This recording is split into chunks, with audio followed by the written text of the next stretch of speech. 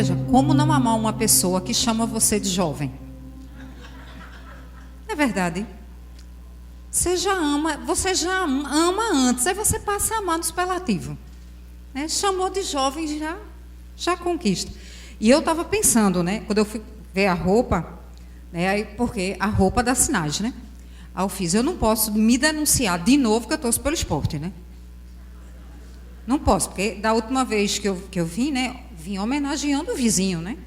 Sim, mas só uma questão. Aí, assim, teve gente que ficou meio tristonha, inclusive minha mãe, né? Porque não teve muito bom gosto lá em casa, né? Assim, a questão foi da evolução. Minha mãe não teve tanto bom gosto futebolístico, digamos assim. Né? Aí eu falei, não, vou botar uma cor que seja neutra, né? Porque se tiver escuro aqui, né? Não quer apagar as luzes, o azul pode ser confundido com preto, é neutro. Né? Essa foi a ideia.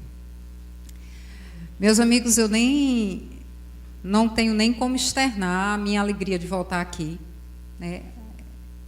Aqui é uma casa e aqui eu me sinto em casa. Né? Me sinto em casa pelos amigos, pela gentileza dos amigos. Gentileza mentirosa, mas gentileza dos amigos. Né? Não sou mais tão jovem assim. Eu já estou entrando na fase de Frederico Menezes. Uma vez Fred dizendo para mim, quando eu comecei a fazer palestra, Fred começou muito novo, lá pela casa dos 20 anos. Eu também comecei a fazer palestras mais ou menos nessa idade. Já tem algumas décadas. Verdade. E ele dizia, né? E eu achava tão carinhoso das pessoas quando dizia o jovem, e eu já com cabelos brancos. Aí eu estou justamente nessa fase de ser jovem nos nossos afetos, nos nossos carinhos que sempre se renovam. Né? E a casa de Alta de Souza, em Recife, que é a casa a qual eu me vinculo, né? É uma casa situada no bairro do Ipsepe e que ficará muito feliz em receber a visita carinhosa, gentil e fraterna de cada um de vocês. É muito assim, mesmo quem não conheça, mas é uma casa muito antiga no bairro. Esse ano a gente está comemorando 50 anos de constituição jurídica, né, porque, se eu não me engano, também aqui surgiu dessa forma, em reuniões em casa, até que chega um momento em que aquilo se torna uma casa espírita. Né. Então, o Alta de Souza também foi assim, começou numa casa e esse ano a gente está comemorando 50 anos de constituição jurídica enquanto centro espírita. Eu cheguei um pouquinho depois. Né? Eu não estava na constituição jurídica. Eu cheguei um pouquinho depois. Mas, na Terra, eu cheguei 6 anos depois da constituição jurídica. Esse ano eu passo a ser um off-road 4.4. Minha máquina vai estar com toda a potência, 4.4. Né? Mas no Alta de Souza eu cheguei um pouquinho depois, porque o Alta de Souza não é minha casa de origem. Quando eu reencarnei no lar espírita, mas não era minha casa de origem. Minha casa de origem é o Núcleo Espírita Investigadores da Luz. Né? Alguns aqui conhecem Rua Imperial, Dona Niná, o Neil, o amado Neil, lá com Dona Niná. Então foi lá que meus pais começaram, eu fui para lá e aí... Esse é mais antigo. O Neil, o aniversário dele é em julho, porque também eu me ofereço. Eu dormi muito nos bancos lá quando eu era pirralha, então eu me ofereço também para falar lá. E, se eu não me engano, esse ano é o aniversário de 80 e algumas coisas. 80 e algumas coisas já. Então, estamos caminhando. Vamos embora trabalhar. Desculpem interromper o vídeo. O vídeo, sem sombra de dúvida, é muito melhor, né, do que a minha fala em si. Mas aí... o vídeo acabou, né? Então, pronto, acabou o vídeo, aí a gente segue, né? Não necessariamente com a mesma qualidade, porque Divaldo falava, Severino Celestino falava, mas a gente vai trabalhar, porque o Cristo, ele é por demais generoso. Ele não necessariamente elege para a sua equipe de trabalho os mais qualificados, mas ele elege qualquer coração que minimamente se predisponha a se melhorar enquanto trabalha. É por isso que eu trabalho. Né? Então, para a gente trabalhar, vamos fazer aquela precezinha rapidinho, que eu sempre peço permissão. Aqui a casa, para quebrar um pouquinho da rotina da casa, a gente faz uma precezinha para começar. Pai amantíssimo, nós te agradecemos esse instante bendito de em teu nome nos reunirmos para em ti pensar, tuas verdades refletir e teu ensino aprender. Sê, Senhor, com cada um de nós, despertando as nossas consciências para um bem maior e para a vida maior. E nos auxilie, a cada um de nós, a sermos e fazermos mais e melhor, hoje e sempre. Assim seja. E esse é um grande desafio hoje da nossa vida, né? Da vida de todos nós. Fazer mais e melhor. Disse que eu podia me mexer, então eu me mexo, né? Eu ando para um lado, ando para o outro, está muito perto, está tranquilo, pronto, né? Eu não sei se os amigos viram, eu creio que sim, mas no final do ano, né, sempre tem aquelas retrospectivas, né, os 10 fatos, as 10 coisas, as 5 coisas, né, então sempre tem aquele apanhado de episódios anuais. E aí teve um momento que estava falando dos golpes mais praticados no ano de 2019. Não sei se os amigos viram isso. Espero que não tenham sido vítimas, né? Mas que pelo menos tenham sabido, conhecido dos fatos. E aí 2 grandes golpes, né, dentre muitos, infelizmente, me chamaram muita atenção. Um é o golpe do Uber, ou de aplicativos de deslocamento. Não sei se alguém sabe que golpe é esse, né? E o outro é o golpe do Zap, né, do WhatsApp, né? O golpe do Uber é aquele golpe de você estar andando, né, pela rua e perto de algum hospital, de algum pronto-socorro, de alguma coisa do tipo, chega uma pessoa, de preferência uma mulher grávida ou uma pessoa idosa, o amigo viu, né? E aí se aproxima de você com um ar um tanto quanto, viu esse? Um ar um tanto quanto aperreado, constrangida, confrontada, e diz que o celular descarregou, a pessoa está com um parente internado no hospital, a pessoa precisa ir em casa, pegar alguma coisa, foi um atendimento de emergência, e diz, olha, o endereço é tal, você pode chamar um Uber para mim? Eu lhe dou o dinheiro da corrida, e aí você chama um Uber para mim.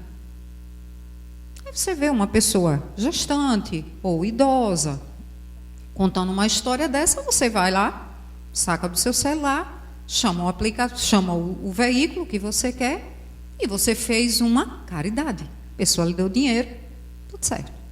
Porque ele não pede para você pagar para ela.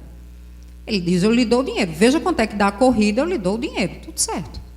Só que aí no meio do caminho, já está combinado, quando essa pessoa entra no veículo, no meio do caminho, o veículo é parado por um assaltante, o veículo e o motorista são abordados com violência, e para o aplicativo, quem foi que chamou o carro? Você. Um outro episódio, também de golpe, é o episódio do WhatsApp.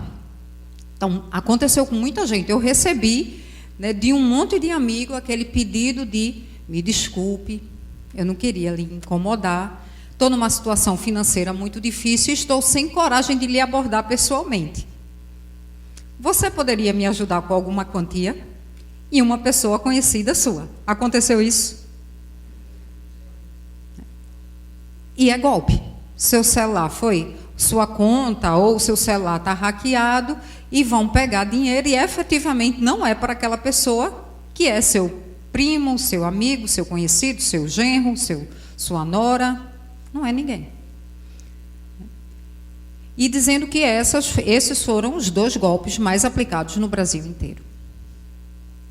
E pegam 2 situações que para nós são situações que vão despertar o nosso sentimento de empatia. Uma pessoa que está num momento delicado, que aparentemente não lhe vai ter nenhum custo financeiro, que você vai dizer, poxa, eu só vou usar minha internet para pedir Uber para uma pessoa. Ou então, poxa, essa pessoa ela ficou tão constrangida de me pedir dinheiro pessoalmente, que ela está mandando a mensagem aqui, dizendo, é o contato dela, porque ou a sua conta ou a conta dela foi hackeada pelo WhatsApp, e é realmente o contato dela, é pelo qual você conversa com ela pelo WhatsApp, e ela está lhe pedindo uma quantia um determinado valor emprestado, porque está numa situação financeira difícil. E aí é pensar como Jesus é extraordinariamente atual. Porque quando a gente vê situações como essas e muitas outras situações do dia a dia, é a minha amiga, bote no seu colo aí por gentileza, a bolsa é minha. Bote aí por gentileza no seu colo, tudo bom? Aí você faz, o que é que eu faço com o meu coração? Porque todas essas situações e tantos outros casos que a gente sabe que infelizmente ocorrem em sociedade, parece que tudo passa a ser um convite a gente viver de forma indiferente à dor alheia. Eu sei lá se está mentindo, sei lá se isso é verdade, sei lá se, sei lá. E para me defender, qual seria a melhor posição? Me resguardar, me proteger, me blindar. Tentar evitar que essas pessoas se aproximem e consigam atingir o objetivo nefasto dela, que é me lesar. Então, a melhor maneira é eu me esconder nas sombras do egoísmo, da indiferença, do alheiamento, do distanciamento, num processo de solidão, numa vivência de fraternidade.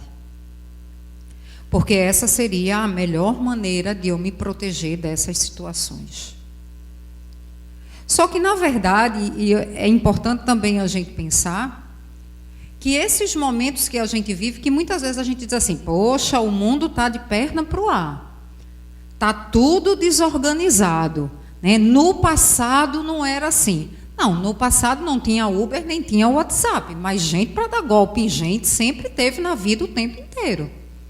Não sem razão, Jesus, conta lá o evangelista Mateus, quando ele convocou os 12 apóstolos e disse, pronto, vão para o mundo trabalhar, e mandou os 12 na primeira grande missão deles sozinhos, sem Jesus, que Jesus disse, vá, caminhe, pegue estrada tal, não entre em tal cidade, evite os gentios, evite Samaria, e começou a dar direcionamento. Num determinado momento da fala de Jesus, ele usa de uma expressão muito forte e muito atual, como eu dizia no início. Jesus, depois de dizer, faça o trabalho, oriente, cure os enfermos, limpe os leprosos, levante os caídos, lá no meio da fala, ele diz, está registrado, porém, acautelai-vos dos homens. Porém, tenha cuidado para com os homens. Porque o coração do outro, já dizia minha avó, é terreno que ninguém conhece. Então, há necessidade, sim, de como Jesus também diz nesse mesmo episódio, conversando com os apóstolos, de que sejamos mansos como as pombas, mas prudentes como as serpentes. De maneira que a gente possa, sim, defender-se dessas artimanhas que não são de hoje, as práticas são de hoje, mas o fazer ainda é um traço da personalidade em desenvolvimento da criatura humana. Mas isso não pode autorizar em nós, não há como justificar em nós, a partir dessas atitudes equivocadas dos outros, que nós vivamos na sombra do amor. É por isso que o que a vida tem nos pedido hoje, como um desafio dos mais atuais, é, apesar de tudo isso, nós escolhermos viver em luz. Então, escolher viver em luz é fazer a decisão mais revolucionária, mais ousada e mais eficiente de, num processo de escolha da vida, a nossa decisão ser sempre pelo bem, ainda que um bem prudente, ainda que um bem racionalizado, ainda que um bem refletido e pesado pelo bom senso, mas nunca deixar que outra opção para nós possa surgir na nossa tela mental que não seja o bem. Então, acautelar-nos sempre de nós mesmos. Cuidar e ser prudente sempre para que não soframos ataques. Mas nunca perder a mansuetude. Nunca deixar que a sombra nos domine. Nunca permitir que vivamos fora da luz. E tudo isso é um processo de escolha. Essa é a grande questão.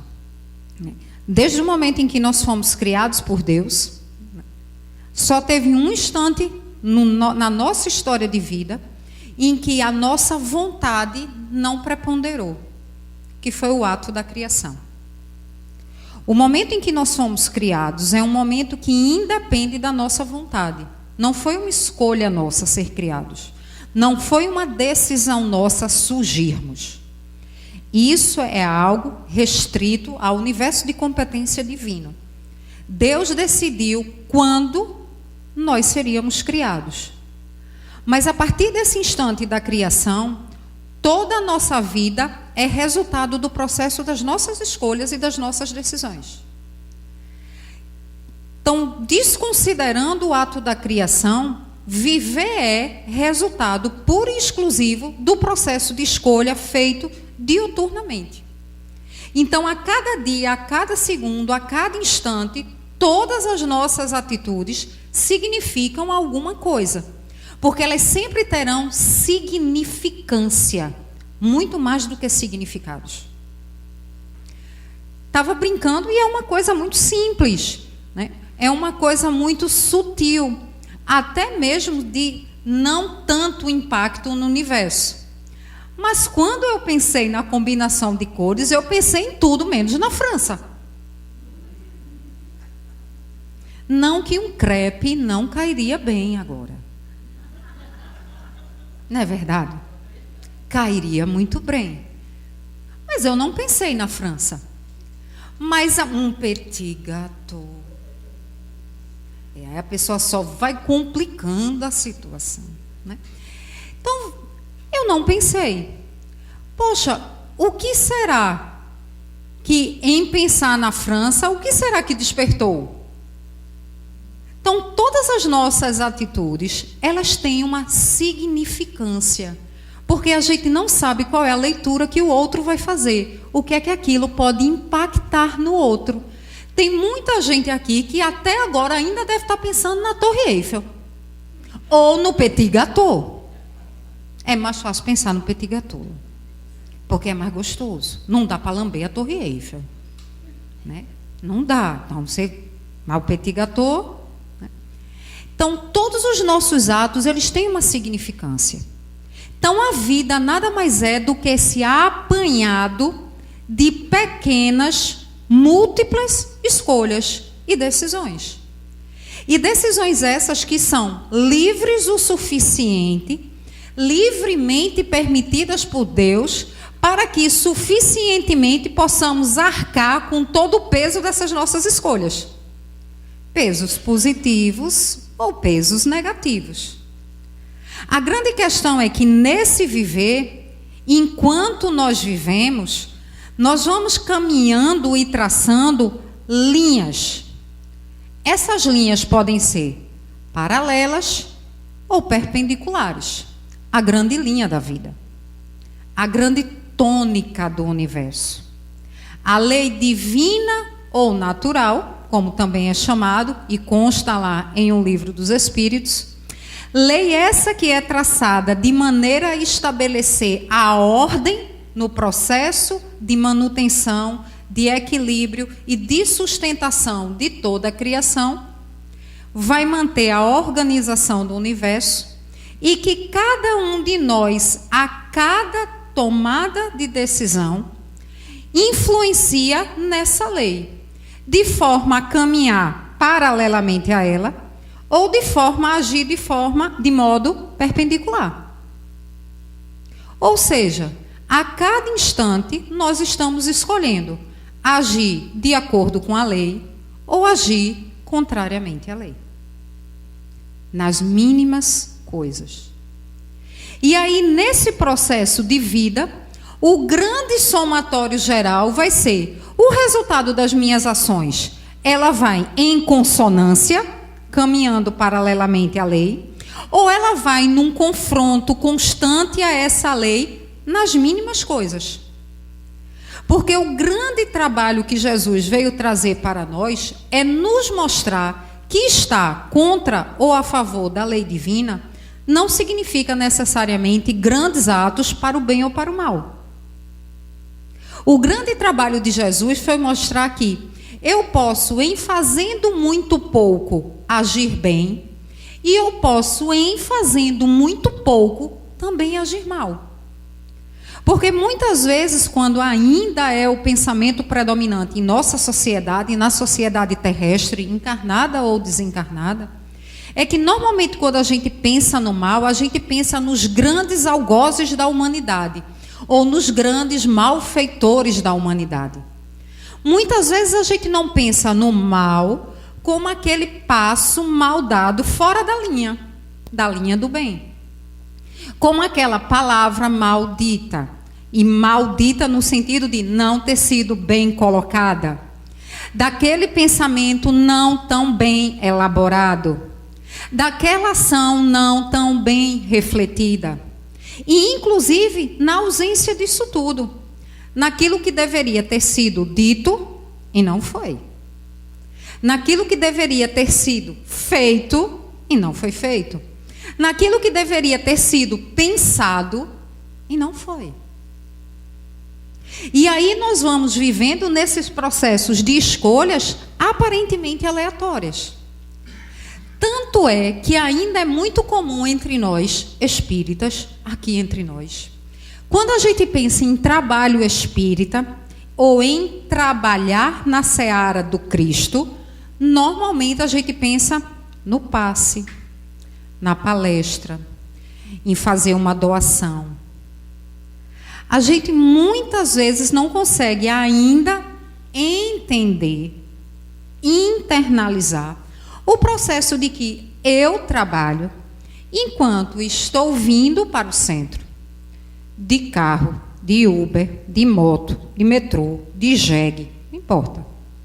E enquanto eu estou vindo, eu vi determinada cena, não boa. Ali eu parei e fiz uma prece. O trabalho já começou. O trabalho já estava acontecendo. Porque muitas vezes a gente pensa no trabalho no Cristo como um local específico que tem um ponto. Tanto é que para trabalhos que às vezes precisa colher alguma assinatura, então tem casas espíritas que tem lá o livro de presença dos médiuns daquela reunião. Eu não sei se aqui tem essa prática. Tem essa prática? Tem de assinar a presença? Tem, né? A gente às vezes brinca, os próprios trabalhadores às vezes fazem assim, deixa eu assinar para constar na espiritualidade que eu vim. Às vezes a gente brinca e diz de forma, sim, divertida, hilária. Mas é porque não deixa de ser uma percepção lá no inconsciente de que eu só estou trabalhando agora. E os segundos antes de entrar no centro? E os segundos que antecediam a caminhada ao centro? E os segundos que estavam de preparação em casa? E os segundos do dia anterior à preparação? Porque a vida é essa coletânea de escolhas em favor do bem ou em favor do mal. E a grande questão, uma das grandes questões com relação a bem e mal, e aí, claro, né, fazendo um parêntese, sempre naquela proposta apresentada pela doutrina dos espíritos, de que o mal, efetivamente, ele não existe. O mal, ele é a ausência do bem. A lei universal não é uma lei que estabelece bem e mal. A lei divina é uma lei que prospera para harmonia, fraternidade e utilidade. Isso são propostas voltadas para o bem, ou numa outra tríade trazida pelo Espírito Verdade em um livro dos Espíritos, amor, justiça e caridade. Então, o mal não é um fenômeno divinamente institucionalizado. Só que a vida é feita de escolhas. Se eu tenho a opção de vir para cá ou de vir para cá, e esse lado é o bem, esse lado ele é alguma coisa que não seja o bem. E tudo na vida precisa de um rótulo. Então, não poderíamos simplesmente pensar em bem e outra coisa que não seja em bem. Precisaríamos de um rótulo. E a esse rótulo damos o nome de mal. Mas o mal não é uma estrutura universalmente concebida. O mal é uma escolha individual, não de fazer o mal, mas de não fazer o bem. E por que é assim? E é curioso, inclusive, Leon Denis, ele diz que isso muitas vezes parece um jogo de palavras para muitas pessoas, mas não é. E não é um mero jogo de palavras, porque é importante ter em mente que a proposta universal é uma proposta de que nós sejamos membros integrantes do processo de organização sistêmica do universo. Esse universo e todo o processo criacional, ele é uma grande casa. Toda casa e cada casa aqui representada, ela tem regras.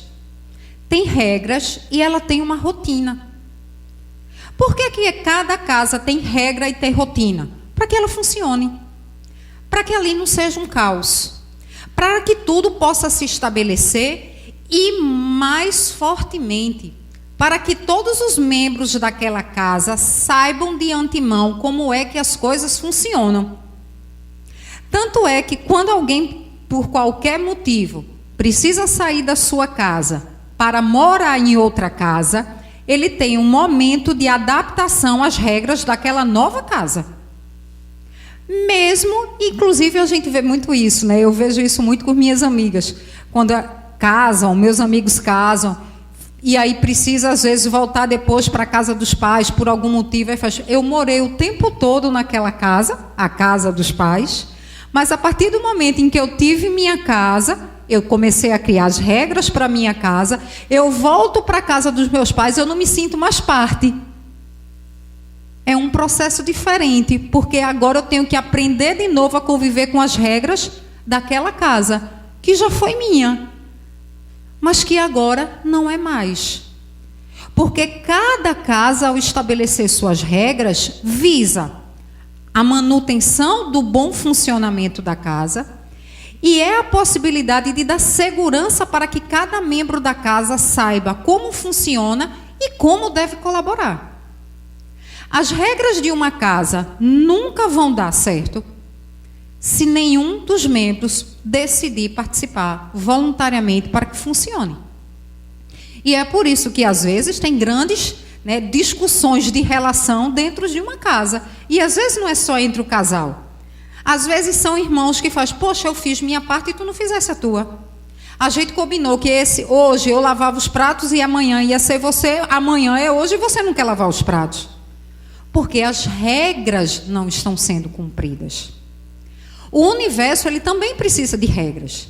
E se às vezes numa casa com 4, 5, 3 pessoas já dá conflito, imagine uma casa que só a Terra, que é um cômodo minúsculo dessa casa chamada universo, e olha que eu não vou nem entrar no debate para quem defende, estuda a tese dos multiversos, não vou nem entrar no debate dos multiversos, mas se a gente for pensar só no nosso universo, que a Terra é um cômodo bem pequenininho, é quase que um puxadinho, de bem pequenininho.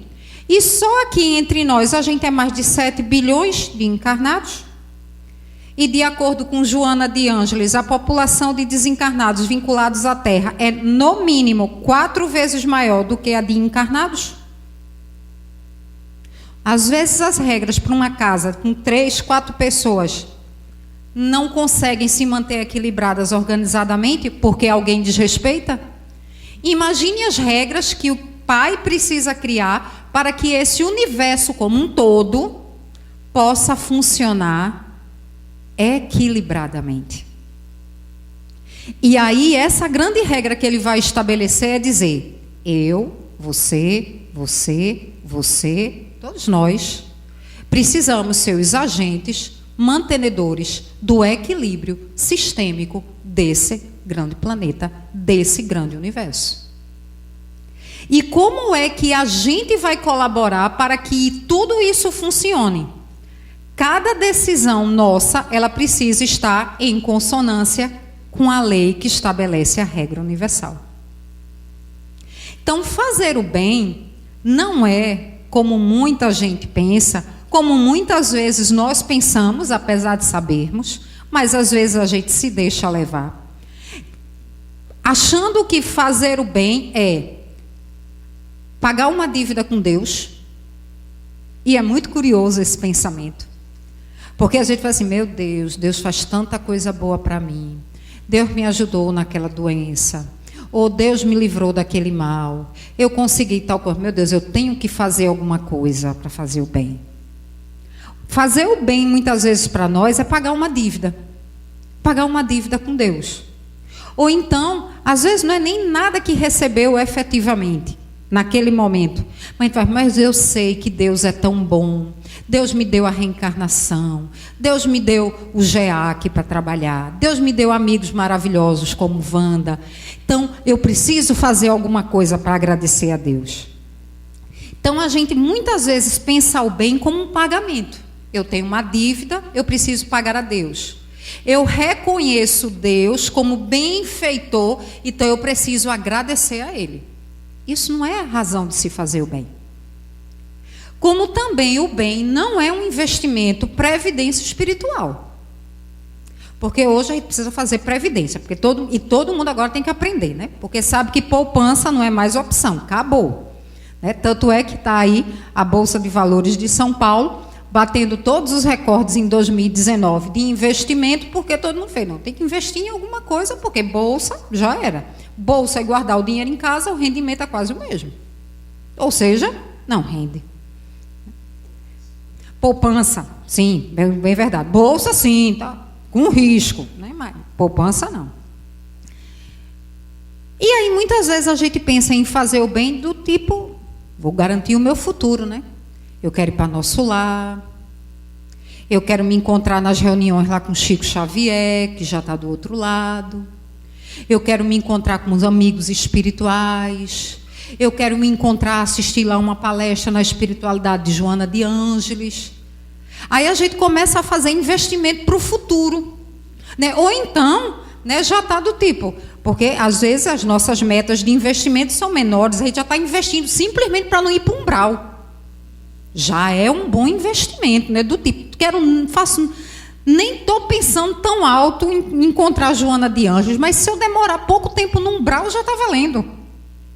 Ou seja, a gente faz o bem negociando, é investindo. Então, eu vou garantir para o futuro, vou fazer o bem. Fazer o bem por gratidão a Deus, fazer o bem para investimento futuro, não é a razão de se fazer o bem. Essas duas consequências, de fato, advirão com a prática do bem. São consequenciais lógicos de se fazer o bem. Deus nos dá tudo, inclusive muito mais do que pensamos. Tudo na vida é um processo de gratidão. Como é que eu posso dar algo a quem tem tudo?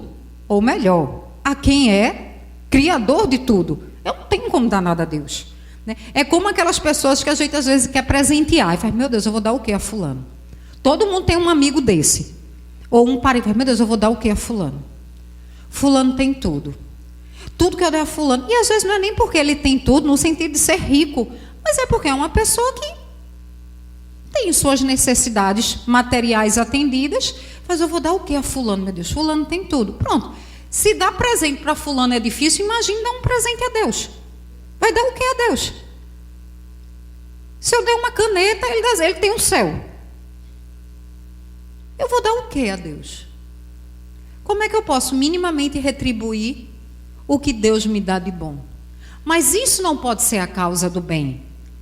Porque a natureza do bem é do absoluto desinteresse por qualquer vantagem advinda da sua prática. Absoluto desinteresse de qualquer vantagem advinda da sua prática. Nem a gratidão pode ser o motivo pelo qual eu fundamente a prática do bem.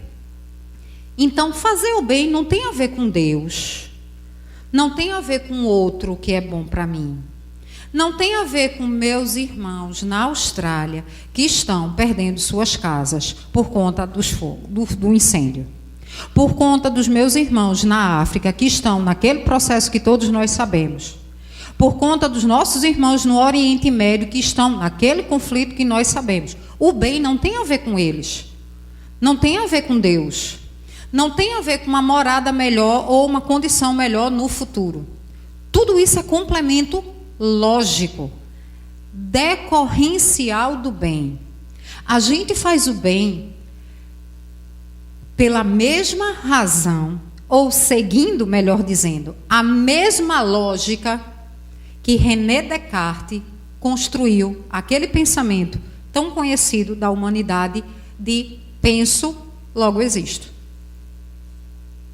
Por que é que eu existo? Porque eu me identifico enquanto ser pensante, né? Ou, nas traduções mais modernas, penso, portanto sou, né? Dizem que é a tradução mais exata do que ele quis dizer. A prática do bem é uma consequência natural de nós existirmos. Por que é que uma abelha, ela consegue polinizar mesmo, né? Variei o verbo certo, né? Polinizar as flores. Por que é que ela faz isso? Por que ela faz? Todo dia a abelha pensa, meu Deus, hoje eu vou polinizar. Ela pensa isso, a abelha. Mas por que é que ela faz? Por que é que toda abelha faz isso? Porque foi para isso que ela foi criada. Ela nasceu para isso. Por que é que o vagalume na estrada... Matei uns bichinhos ontem na estrada. Eu estava contando, não foi que fui visitar minha tia, ela mora no interior, a irmã da minha mãe. Ela mora no interior. Então, na estrada, a gente veio dirigindo, quando vê... Não dá para você desviar, né? Porque você ou atropela os vagalumes ou atropela os outros carros, né? Então, não dá para desviar. Aí você, quando chega, né, tá lá, né, um monte de cadáverzinho, né, de vagalume, né, na parte da frente do carro, porque eu nunca chamo certo, sabe? Para-choque, paralama. Não, paralama é atrás, né? Não sei. Pronto, aquele que é lá da frente. Pronto. Aquele que é da frente. Bom, eu sei dirigir, viu? É só o nome mesmo que eu não sei, para ninguém ficar preocupado. Somente quem tiver com um carro perto de mim. Fique preocupado, não. Fique preocupado, não. Tinha um monte... Por que o vagalume brilha? Veja, é engraçado falar assim, mas esse é o raciocínio que a gente precisa ter para a gente, que eu preciso ter para a gente. Veja, o vagalume ontem, quando ele foi para a estrada, antes dele colidir com o meu carro, ele não pensou, coitado. É verdade. É verdade. Né? Antes dele colidir com o meu carro, ele não pensou assim, meu Deus, eu vou me acender, iluminar ou não vou acender? Essa escolha ele não faz. Não é um ser pensante, racionalizado, como nós somos. Aí também tem que entrar em outro debate, em termos de inteligência animal. Não tem um processo cognitivo que nós temos, de abstrato, de evoluído que nós temos. Mas ele não há possibilidade de um cachorro miar. Porque não é a natureza dele. Não há possibilidade de um gato latir. Porque não é a natureza dele. Aquele é o processo dele. Ele foi criado para isso. É por isso que o cachorro late, porque nessa hora é hora da pessoa misturar os animais, né? O cachorro late, o gato mia, a abelha poliniza e o vagalume brilha. Porque eles foram criados para isso. Do mesmo jeito que o cachorro late, a gente tem que fazer o bem. Simples assim. Quer dizer, não tão simples, mas o raciocínio é esse. Simples assim. Não há a possibilidade de escolha, mas há um único caminho a seguir. Então não tem a ver com Deus, não tem a ver com o outro, não tem a ver com qualquer coisa, tem a ver com o que eu sou. É por isso que todos os relatos na literatura espírita e na literatura missionária, filosófico-religiosa mundial, todos aqueles que se decidiram pelo bem, eles nunca disseram que faziam por ninguém. Mas é porque é a luz que acende e faz descobrir o meu caminho. É para isso que eu sirvo. É como determinadas profissões. Com certeza aqui tem gente que faz assim: meu Deus do céu, se tirasse o meu serviço, aquilo que eu faço, não necessariamente o local que você trabalha, não isso. Mas se acabasse aquela sua profissão, você fala, eu não saberia fazer outra coisa, porque eu nasci para isso. Não tem? Que a gente chama de talento. O nosso talento é o bem. A gente só não se descobriu ainda tão talentoso para isso. É para isso que a gente foi criado. É por isso que quando a gente faz o bem, a gente se sente tão bem. Quem diz que faz um trabalho, que aquele é seu talento, essa pessoa ela trabalha muito feliz. Não é que ela não tenha problema, não é que ela não canse, não é que ela não queira férias, não tem nada a ver com isso. Mas ela faz o trabalho com um nível de satisfação tão grande, de alegria, de entrega tão grande, que é prazeroso, e prazeroso no contexto de bem-estar, de harmonia íntima, para ela realizar aquilo. É quando a gente faz o bem. Não conheço ninguém que tenha feito um serviço em nome do bem que tenha se sentido mal. Porque seria contraditório à nossa natureza. Um vagalume, ele não vai para a terapia dizendo, meu terapeuta, hoje eu brilhei, eu não queria brilhar. Ele não vai. Porque ele está feliz. É para aquilo que ele foi criado. Muito, e eu não estou simplificando nada na nossa vida, não, até porque, na verdade, a nossa vida ela é muito mais simples do que a complexidade com a qual a gente trata. Né? A nossa vida é muito mais simples. A gente que complica demais. Agora, mesmo nessa simplicidade, há pontos que precisam ser mais bem compreendidos por nós. E, sem sombra de dúvida, esse é um ponto. A gente parar de nadar contra a nossa própria natureza. É aprender a entender qual é, de fato, a nossa destinação. Qual é o nosso talento. Talento, e o talento para o bem, adorei essa expressão. O talento para o bem é algo que a gente precisa despertar consciencialmente em nós. E entender que não é apenas uma capacidade extraordinária desenvolvida por Madre Teresa de Calcutá. O que ela fez foi extraordinário. Mas é algo que qualquer um de nós é capaz de fazer, porque nós temos o mesmo DNA espiritual, a mesma possibilidade de agir tanto quanto ela, tanto quanto qualquer um. Basta escolher, e aí escolher consciencialmente. Esse é o grande desafio que a vida tem pedido para nós.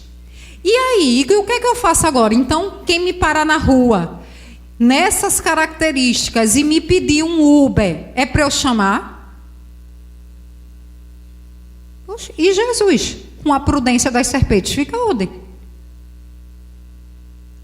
Porque o bem, ele deve ser feito e nunca ser rejeitado, mas a vida não nos pede, não nos pede em reflexão, não.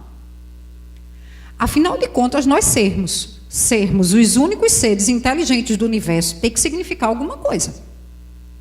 A gente precisa usar dessa possibilidade única, desse quase privilégio, em comparação aos outros seres da criação, de uma forma válida.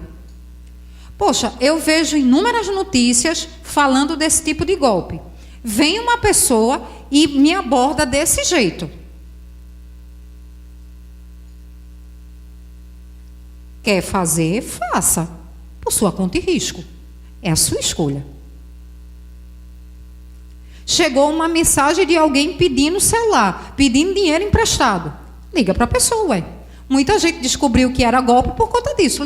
Meu amigo, não sabia que você estava passando por essa situação. E a pessoa, estou passando por que situação? E descobriu que assim que era um golpe. Eu descobri que eu recebi uma mensagem de uma colega de trabalho dizendo isso. Eu fiz nunca. Ela não está, até porque a pessoa que fez o golpe não percebeu bem que ela estava de férias em Londres. Achava meio pouco provável que ela tivesse me pedindo dinheiro, ainda mais em real. Assim, em Libra, até ia ficar. Em real, não ia. Não ia pedir em real. Então, é reflexão. Então, o bem é sempre opção, mas o bem não significa imprudência. Jesus nunca nos pediu imprudência. Ele sempre nos pediu galhardia. Galhardia, sim. Nós precisamos ter força e coragem suficiente para nadar contra a maré da má compreensão geral e seguir a tônica da nossa vida. Isso sim, mas nunca irreflexão. É por isso que quando ele recomendou, e toda vez que eu dou o exemplo, eu faço, mas Senhor, tanto animal, se eu tinha que pegar uma serpente, eu tenho tanto medo desse bicho, eu não falo nem o nome, eu só falo o nome nas palestras porque eu tenho que citar o texto bíblico. Já tentei até trocar por outro animal, mas não pode, né? Não pode alterar as palavras de Jesus, né? Mas é muito simbólico você comparar a pomba com um animal aparentemente tão agressivo. Diga, meu amigo. Sim. Por este ângulo também. Uma pessoa que nasce num ambiente negativo, onde só tem o mal, vive praticando mal e morre praticando mal. Essa pessoa nasceu para fazer o bem. Todos nós, porque todo vagalume nasceu para brilhar. Agora, num processo de escolha, e aí quando a gente pensa em vida, muitas vezes eu usei a palavra vida. Nós espíritas sabemos que vida e existência são coisas completamente distintas.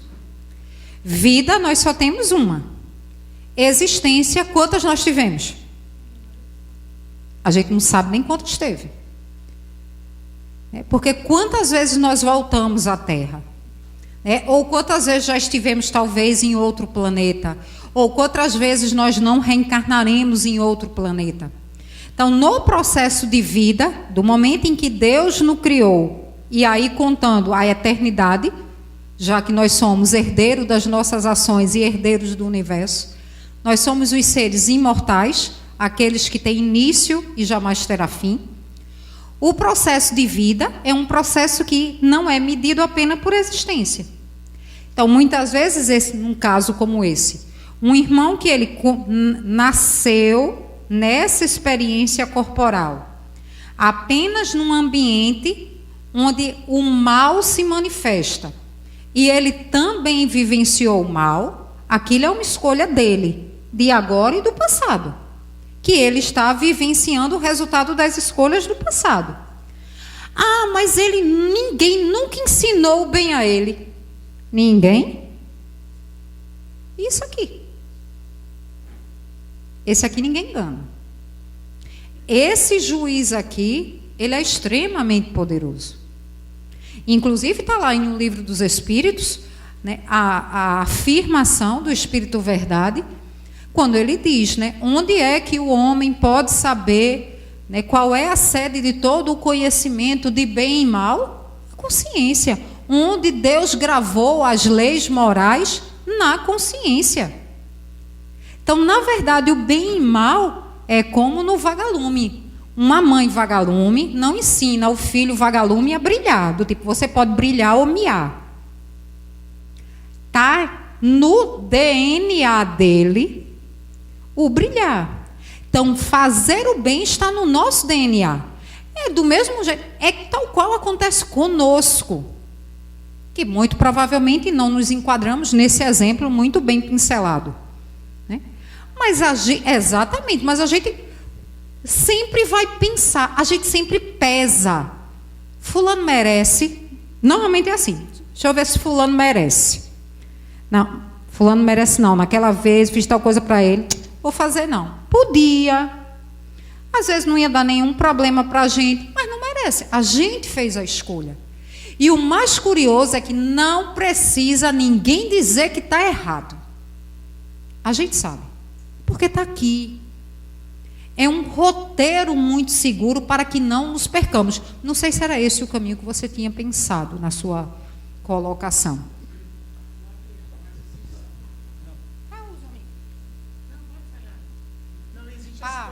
Par, ímpar. Eita, os mais velhos têm prioridade. Então, deixa eu falar primeiro, depois os mais novos falam. Pronto, aí os mais novos são gêmeos da mesma idade, que eu não vou entrar em problema, né? São gêmeos na mesma idade. Não, Adriana, existem também situações adversas a essas. Há pessoas que nascem num ambiente completamente contrário e conseguem se destacar. Né? Existem vários casos que a pessoa tem um lar completamente desajustado e você consegue se superar. É só a situação contrária que ele fala. Pois é, porque a vida é o quê? Escolha. Como eu disse, das coisas mais simples. Eu sou professora. Então, a coisa que eu mais tenho é assim. O aluno que diz, na minha família, todo mundo é da área jurídica. Aí, por isso, a pessoa está fazendo direito. Ou então, a pessoa assim, na minha família não tem ninguém da área jurídica. Todo mundo é da área de saúde. Eu quis ser o diferente. Escolha. É uma escolha. É aquilo que a pessoa é.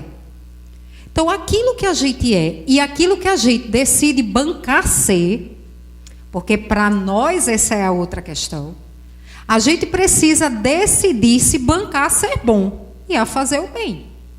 Mas a gente começa, não, mas tem o golpe do Uber, não, mas tem fulano que não merece, mas cicraninho. Porque na nossa sociedade o pensamento majoritário é que o bem é uma fraqueza, ser bom é ser fraco. Ser bom é ser alvo da armadilha dos lobos para as ovelhas. E ninguém quer ser ovelha. Ninguém quer ser vítima. E realmente não é para ninguém querer ser vítima. O discurso de Jesus, o discurso universal, não é um discurso de que soframos, que penemos, que todo mundo passe a gente para trás. Não é esse o discurso. Mas se você precisar escolher entre ser o besta e fazer o certo, usando de prudência como a serpente, nem tenha dúvida de qual caminho tomar. Faça o que é para fazer. Faça o bem. Esse é o grande desafio que nós precisamos vivenciar agora. E estar atento para algo que é uma das frases mais bonitas da literatura espírita que eu conheço. Não significa muita coisa, mas para mim é muito bonita, que é num livro que tem um nome muito sugestivo chamado Dor Suprema. Dor Suprema, que é pelo espírito Victor Hugo, francês, pela a destra mediúnica de Zil da Gama, está tudo conectado, pela destra mediúnica de Zil da Gama. E quando ele conta a narrativa de duas existências de um mesmo espírito, de um grupo de espíritos. E ele conta muito pela ótica de um espírito chamado Clotilde. Não, Dor Suprema é um livro só que ele conta 3 episódios da existência deles. Dor Suprema é um livro só. Mas é aquele que você vai ler, quando você vê, passa, E aí tem um momento que é dito para Clotilde, que é justamente esse impasse que nós vivemos hoje em sociedade. Ela precisa tomar uma atitude em favor do bem e ela fica com medo. E aí o espírito que a orienta nesse momento diz para ela: nunca temais o mal se fizerdes o bem. O bem te protegerá. E aí a gente tem medo de todo mundo, porque para todo mundo, e como eu disse, volto ao discurso anterior, prudência, cuidado, bom senso, não é irreflexão, não é comportamento leviano, não é isso. mas que também não usemos isso como desculpas para a prática do não bem, da omissão do bem. Esse é o grande debate. O mundo está armando armadilhas, só cairão as ovelhas que quiserem cair ou que precisem, pela sua trajetória evolutiva, cair nelas. Mas que não seja desculpa para nós isso, o isolamento, as sombras. Viver em luz deve ser a nossa opção. Essa deve ser a nossa escolha. Porque todas as orientações que são necessárias para que caminhemos em paz, com segurança, a trilha que precisa ser seguida, nos chegam. Nos chega, às vezes, da forma mais sutil, ou mais suave, ou às vezes mais enfática que se pode acontecer. A gente estava conversando lá fora, e Wanda estava me contando justamente um exemplo de como dizer para outra pessoa, o famoso dar o toque, né?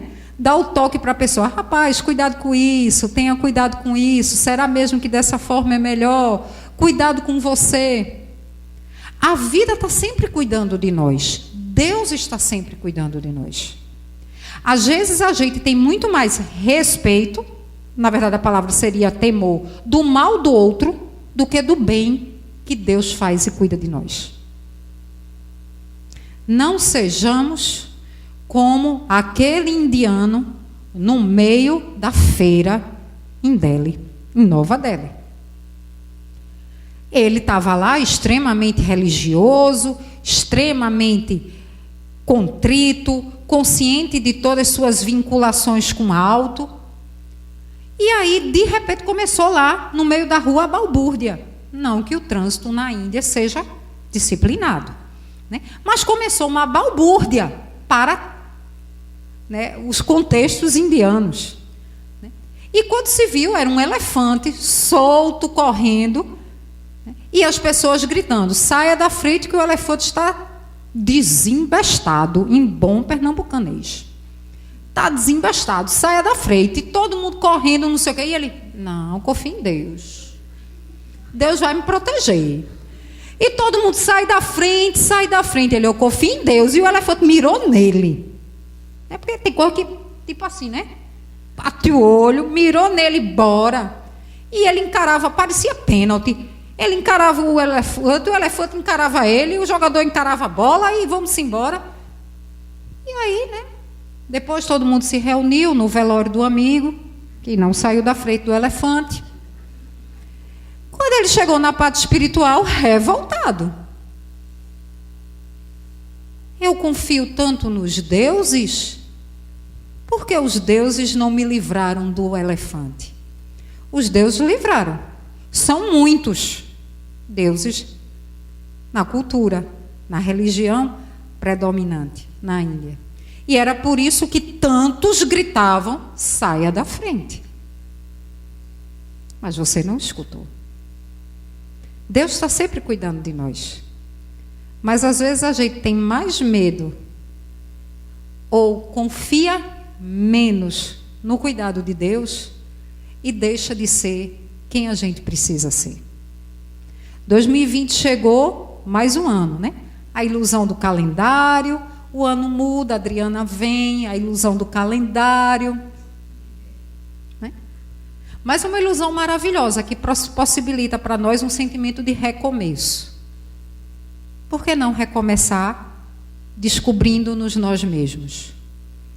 Num mundo que nos pede tantas sombras, a maior transformação que a gente pode fazer para que a paz, a harmonia, a fraternidade, a saúde, que foram os votos e os desejos de todos nós na virada de ano, que é o que eu desejo para todos nós nesse novo ano e nas nossas vidas, só pode ser efetivados se de fato a gente decidir ser quem a gente deve ser. Somos luzes, brilhe nossa luz, já nos pediu Jesus de Nazaré. Que sejamos vagalumes espirituais. Não precisa morrer na frente do meu carro. Desviarei de cada um de vocês. Mas não tenham medo nem de mim, nem dos carros, nem de ninguém. Quem brilha sempre brilha. E ainda que a sua luz aparentemente não esteja a brilhar, ela vai brilhar de alguma forma no coração de alguém e nas energias universais. A gente só precisa se decidir ser bem, fazer o bem, viver o bem, expandir o bem que há em nós. 2020 está convidando a gente para isso. Bem e luz para todos nós.